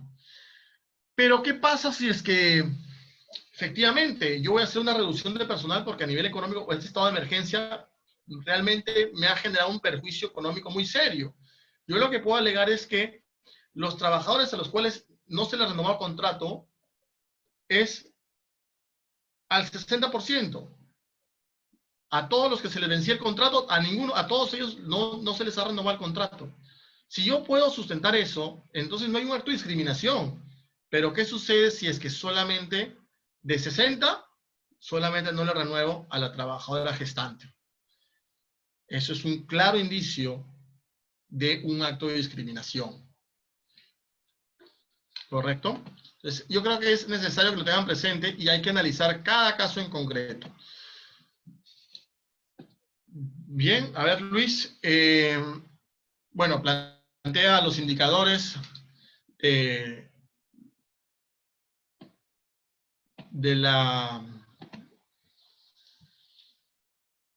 sobrepeso.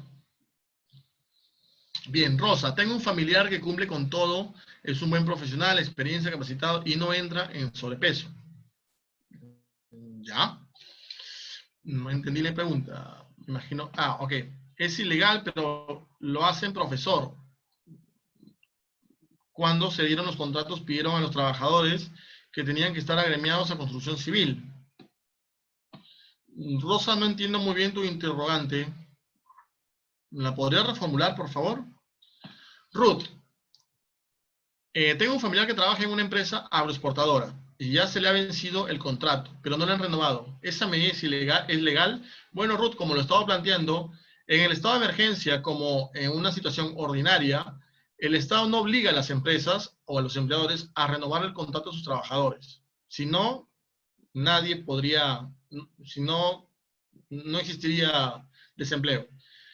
Yo creo que al no existir una obligación de renovación, la medida la medida de vencimiento del contrato es perfectamente válida.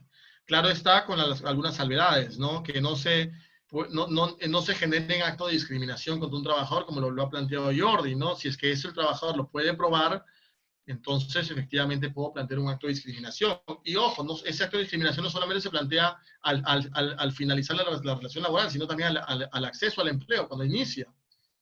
No se puede cometer ningún acto de discriminación.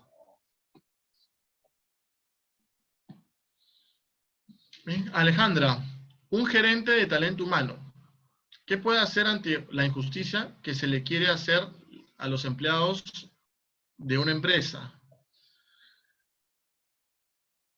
A ver, me imagino que cuando lo planteas interrogante, el gerente de talento humano es un tercero que evidencia la vulneración de los derechos laborales de otros trabajadores. ¿Y qué puede hacer el gerente de talento humano? Bueno, de creerlo oportuno, presentar su denuncia de manera anónima ante la SUNAFIL para que haga una fiscalización a esta empresa sobre determinado punto. Le pedirán documentos de todos los trabajadores y como la denuncia es anónima, no va a haber conocimiento de quién la ha presentado. Y eso es perfectamente válido. Marlon señala, en el sector salud, en abril se han terminado varias adendas, varias renovaciones o prórrogas, perfecto. Y a los técnicos en computación no se les ha renovado el contrato, solo a las licenciadas no se les ha renovado contrato, solo a los licencias. Ok, licenciadas en enfermería. ¿Es despido arbitrario? Ok. Si es que, a ver, el tema de la no renovación se orienta con acto de discriminación siempre y cuando se pueda probar. Y ese caso que planteé, ¿no? A una trabajadora gestante que de 60 trabajadores, solamente a ellas no se le renovó el contrato. Y ojo, tenía pleno conocimiento de que era una trabajadora gestante. ¿Correcto? ¿Qué pasa si no tenía conocimiento de que era una trabajadora gestante? Porque quizás ni la propia trabajadora tenía conocimiento, porque tenía un mes de embarazo. En ese caso no habría un acto de discriminación, porque no hay conocimiento previo. En este caso que planteas, Marlon, estamos hablando de que todo un sector, todo un grupo ocupacional que es técnicos en computación, a todos ellos no se les ha renovado el contrato. O quizás del 100% solamente se le ha renovado a 10. Si es que el empleador puede sustentar que efectivamente solamente necesita quedarse con 10 personas, entonces no habría mayor inconveniente. Pero como planteas el caso de que a todos los técnicos en computación no se les ha renovado, pero sí se les ha renovado a las licenciadas en enfermería, yo creo que ahí el empleador, en este caso el sector salud, el MINSA quizás o el salud, plantea el siguiente escenario, ¿no? Frente a esta crisis sanitaria, obviamente necesito el personal asistencial laborando, y es por eso que a todo el personal asistencial se le renueva el contrato, por justamente la necesidad operativa existente a la fecha. Entonces, mientras que al otro lado he hecho un análisis y quizás el personal técnico en computación ya cumplió con la labor para la cual se le contrató y por consiguiente se va a extinguir la relación laboral porque tengo que contratar mayor personal asistencial porque efectivamente mi sistema de salud está colapsando. Si se da ese escenario, que creo que es lo más probable, entonces no habría ninguna ilegalidad y no habría despido. Porque, ojo, el acto de discriminación se da entre trabajadores que ocupan un mismo puesto. Correcto, porque justamente por eso hay discriminación, porque hay un comparativo entre uno y otro. Aquí tenemos dos grupos ocupacionales, el técnico en computación y las licenciadas en enfermería. Ni siquiera son técnicas, están en grupos ocupacionales, de técnico a licenciadas. Entonces, perfectamente, y a eso súmale la crisis sanitaria, efectivamente, se requiere mayor personal asistencial. Entonces, si la DIRESA puede sustentar todos esos argumentos que te he mencionado, entonces no habría ningún tipo de despido arbitrario ni discriminatorio. Bien, entonces tengan en claro tengan muy en claro el aspecto del vencimiento del contrato para que puedan estar al tanto si es que se está vulnerando o no sus derechos y si se está cometiendo alguna arbitrariedad. Tengan muy presente los casos que les he mencionado, la ley 30.709, el caso de las trabajadoras gestantes, el caso de los trabajadores afiliados a una asociación gremial, todo lo que tenga que ver con un acto de discriminación que, ojo, puedan ser probados.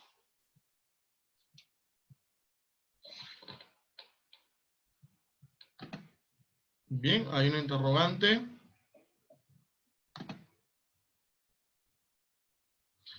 Bien, Alejandra, la ley es la ley 30.709. 30.709. Es la ley que prohíbe la discriminación contra trabajadoras gestantes. Y ahí es justamente la que plantea la obligación incluso de tener una política salarial, de igualdad salarial ante todos. Pero lo más resaltante es justamente la no discriminación, prohibición de no realizar ningún acto de discriminación contra las trabajadoras gestantes y lactantes. Y dentro de ellos se encuentra el aspecto de la no renovación del contrato. Bien. Esto es el segundo caso que les he planteado, la afiliación sindical. Las trabajadoras gestantes. Bien, viene otro aspecto sumamente interesante, que es el mutuo disenso. ¿Qué es el mutuo disenso? Es el acuerdo entre ambas partes, empleador y trabajador, de extinguir la relación laboral. Esto es diferente al despido y diferente a la renuncia. ¿Por qué motivo? Porque la renuncia implica la manifestación de voluntad del trabajador de extinguir la relación laboral, mientras que el despido implica la decisión o la manifestación de voluntad del empleador de extinguir la relación laboral con el trabajador como consecuencia de la comisión de una falta grave.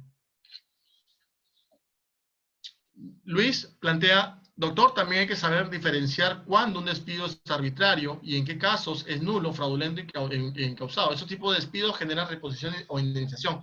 Efectivamente, Luis, justamente el tema dentro de del quinto módulo, que es el último, uno de los puntos es el despido, que es justamente culminando con las causales. El despido, vamos a verificar, vamos a analizar qué es el despido, el procedimiento legal del despido, vamos a analizar las causales de despido establecidas en la ley más relevantes y que han causado mayor controversia en los últimos 10 años, para que ustedes se puedan generar un criterio propio y desarrollarse en su vida profesional como es adecuado y sepan muy bien cuáles son sus derechos como trabajadores e incluso sus facultades como empleadores. Entonces, ya justamente en su momento, me imagino que será la siguiente sesión, hablaremos de los diferentes tipos de despido y los derechos que tienen los trabajadores, sea la reposición o sea la indemnización al centro de trabajo. Bien, entonces, en el mutuo disenso, les explicaba que es diferente a la renuncia, es diferente al despido, porque en el mutuo disenso es la manifestación de voluntad y por consiguiente el acuerdo entre ambas partes de extinguir la relación laboral. Eso es perfectamente válido, pero ojo, se aplica la misma regla que en la renuncia. No puede existir, existir de por medio intimidación, amenaza, coacción alguna por parte del empleador hacia el trabajador. Bajo esa premisa o escenario, es claro que esta manifestación de voluntad de extinguir la relación laboral de ambas personas conlleva también a un pago de por medio por parte del trabajador. Esto implica que el empleador va a tener que pagar un incentivo económico al trabajador para llegar al acuerdo. Ese incentivo económico es equivalente a una indemnización por despido arbitrario. ¿A cuánto asciende la indemnización por despido arbitrario o IDA, como se conoce? Si eres un trabajador a plazo fijo, sería remuneración y media por cada mes dejado de trabajar. Por ejemplo, si yo firmo el acuerdo el 30 de abril, pero mi contrato vence el 30 de junio, es decir, dentro de 2 meses, son 2 meses que no he trabajado. Entonces sería remuneración y media por cada mes dejado de trabajar, es decir, remuneración y media por 2.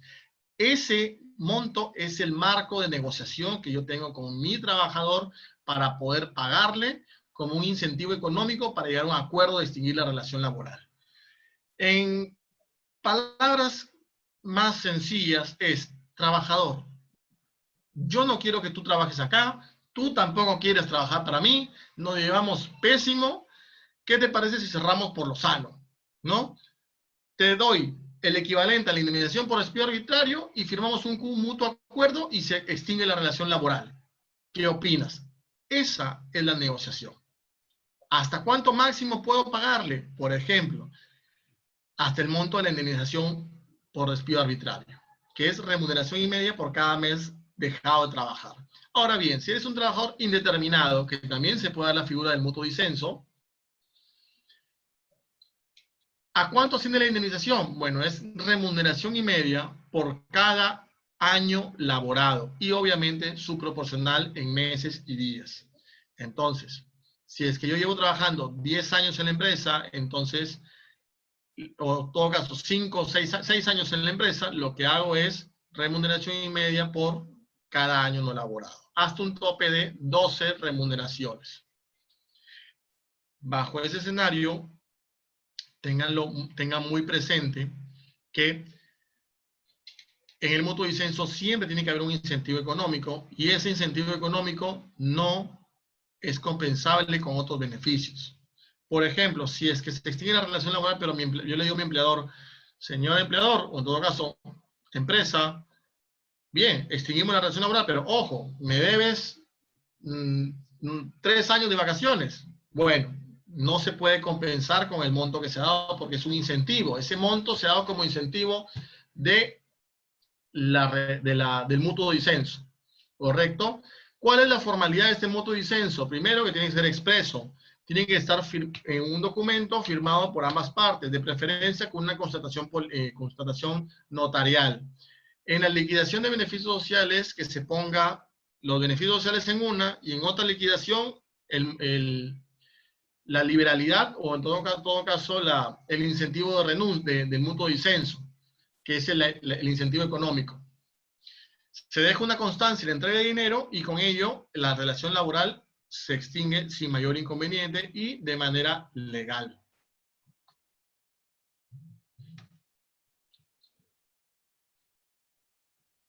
Bien, este es un dato sumamente interesante porque les mencioné que el monto que se entregó al trabajador como incentivo económico no forma parte o no puede ser compensable con otras deudas laborales. Ahora bien, es posible que el empleador pacte con el trabajador. Por ejemplo, si doy un incentivo de 5.000 soles, esos 5.000 soles son incentivo, pero en la liquidación vas a ver que te pagó 6.000 soles. Perfecto, entonces son 5.000 soles bajo la modalidad o el concepto de incentivo y 1.000 soles bajo el concepto de liberalidad o suma de gracia que el empleador otorga al trabajador como una liberalidad. En caso del al trabajador se le adeuden 500 soles, no lo sé, de algún beneficio social o de alguna remuneración, entonces ese monto no pagado, adeudado, será compensable solamente con los 1.000 soles que se otorgó como liberalidad. No puede compensarse los adeudos con el incentivo económico para el mutuo disenso, porque eso tiene otra finalidad.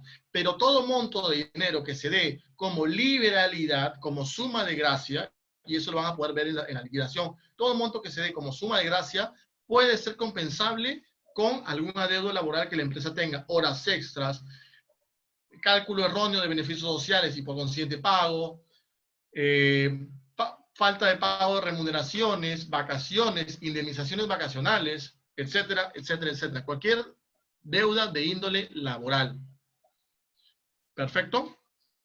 Entonces, creo que me he pasado el tiempo, son casi las 10.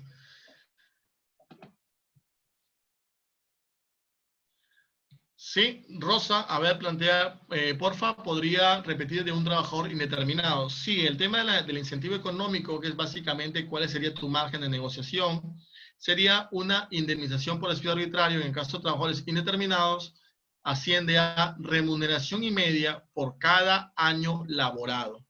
Y definitivamente subproporcional en meses y días, porque obviamente es posible que sea el escenario o caso en que un trabajador ha laborado, por ejemplo, hasta abril, pero ya tiene 5 años y 4 meses. Entonces pagaré remuneración y media por cada año, por 5, y pago el proporcional por los 5 meses. No es un año completo, pero es 5 meses. Así es, ahí tú puedes sacar tu margen de negociación. Más de eso ya es una liberalidad por parte del empleador. Pero el margen de negociación de la empresa es de 0 soles hasta el tope máximo de la indemnización por despido arbitrario que le correspondería al trabajador. Por consiguiente, no se puede dar un monto, una suma exacta. En estos momentos, pues se tiene que analizar cada caso en concreto.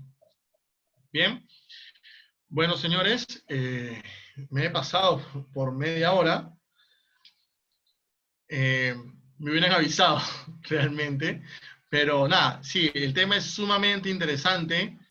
Vamos a terminar, creo yo, en la siguiente sesión, los primeros 15 a 20 minutos con los siguientes causales y entrar al tema más espinoso, que es el despido, los tipos de despido, los derechos que tienen los trabajadores ante un despido arbitrario, un despido incausado, un despido nulo, cuáles son los supuestos, un despido fraudulento, cuándo se configura un despido fraudulento. Todo eso lo vamos a ver en la siguiente sesión para que ustedes puedan mejorar sus conocimientos, adquirir mayor conocimiento y perfeccionar los conocimientos que ya tienen, sea como trabajadores de una empresa, sea como jefe de recursos humanos de una empresa y que estén a cargo de la planilla, o en todo caso como empleadores de una empresa. Tengan muy en claro ello y como siempre es un gusto tenerlos en esta sesión virtual. Nos vemos en la siguiente sesión. Nos vemos, que tengan buenas noches. Hasta luego.